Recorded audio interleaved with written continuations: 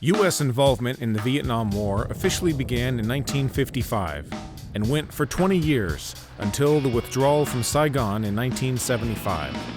During this time, the U.S. Army went through sweeping changes in uniforms and equipment. Here is the U.S. Army Regular Forces from 1965 through 1975 as represented in ARMA 3. As the Army started to make their way in country in the early 1960s, the cotton OG 107 uniform was standard issue and would continue to be seen throughout the war at various levels. By 1966, combat infantry were beginning to receive the new lighter weight Tropical Combat Uniform, or TCU. This improved design added slanted chest pockets and additional pockets on both the pants and jacket. Several variations of the TCU were also seen throughout the war as the uniform improved. Around 1971, ERDL camouflage pattern uniforms were used by some units, but did not become standard issue for the Army in Vietnam.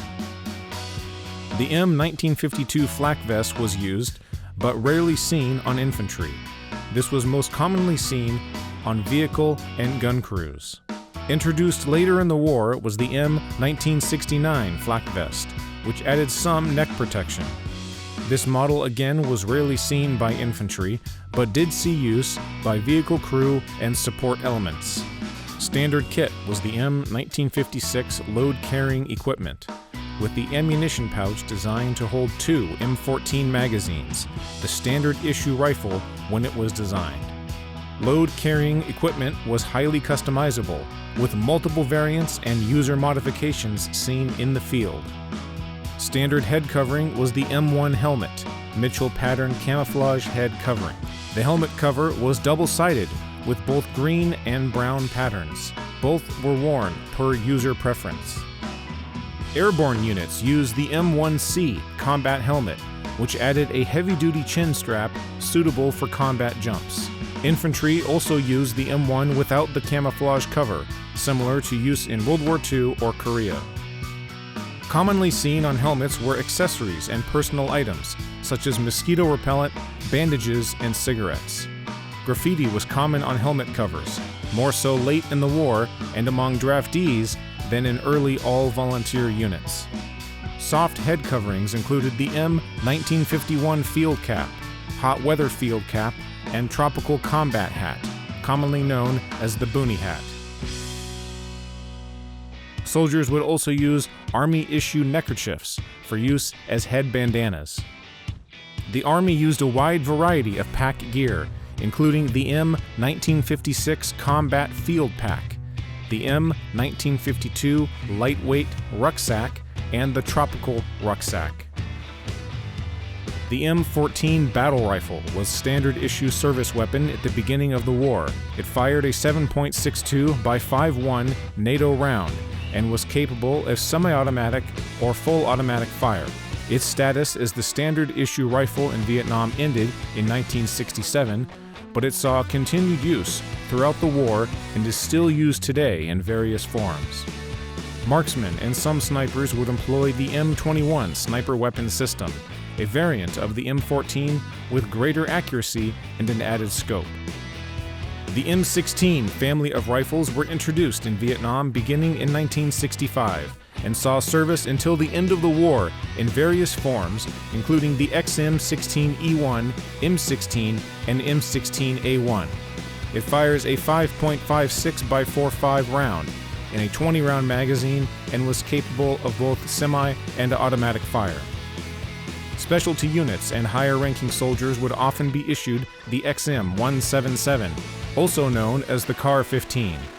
The CAR-15 was introduced in 1966 and would see continued use well into the 1990s under different variations. Machine gunners were issued the belt-fed 7.62 M60 machine gun starting in 1959, replacing the Browning .30 caliber. The M60 saw wide use by all branches of the military as an infantry support tool and vehicle-mounted weapon. Replacing the traditional rifle grenade was the standalone M79 40mm grenade launcher, nicknamed Thumper, Blooper, and others by the men that used it. The M79 was a break-action grenade launcher, which could fire a variety of explosive shells. A specialty grenade vest soon followed after for its operators. Select units would receive the XM-148 underbarrel grenade launcher, which was then replaced in the later half of the war with the M203 grenade launcher, introduced in 1969. Standard anti-tank weapon was the M72 Law, or light anti-tank weapon. This collapsible, single-use launcher saw wide use in the Vietnam War, although encounters with North Vietnamese armor were rare. When the Law wasn't enough, the Army would bring out the M67 recoilless rifle, a replacement for the older bazooka-style weapons. The M67 was a reloadable 90mm anti-tank weapon, which was a formidable tool used against armor and enemy fortifications.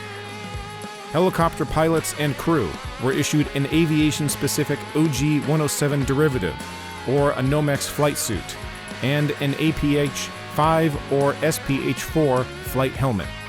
Prior to 1967, they commonly wore the M1952 flak jacket, afterwards being issued an SRU-21 survival vest or aircrew body armor, known as the chicken plate. Typical sidearm was the .45 caliber 1911 or a .38 caliber revolver, though many pilots and aircrew would carry an M16 on board the aircraft for defense in the event of a crash. If you enjoyed this video, please subscribe, and if you'd like to play ARMA 3 with this equipment in a multiplayer Milsim setting, please check out the 9th Air Commando group.